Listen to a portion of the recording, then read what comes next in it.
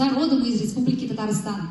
На ваш взгляд, какие черты характера, присущие татарам, вам от отца передались? Ну, вы же понимаете, что мы не могли не задать этот вопрос здесь, на форуме. Татары — это горячая кровь.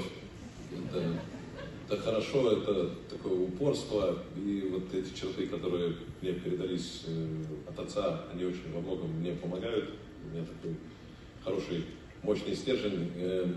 Где-то мешает, потому что где-то я слишком упертый, нужно, в общем, искать компромиссы. Но с возрастом, наверное, как-то это приходит. Я когда чуть помоложе был, мне было сложнее с темпераментом совладать, все-таки такая мощная кровь.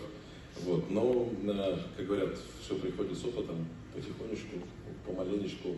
А так, отец у меня прекрасно знает и арабский, и татарский язык. Дедушка у меня известным писателем был, работал при ООН. Я думаю, многие, кто постарше, знает его. И в целом всегда очень рад бывать в Татарстане, в Казани в частности. Приглашайте. Я с удовольствием. Спасибо.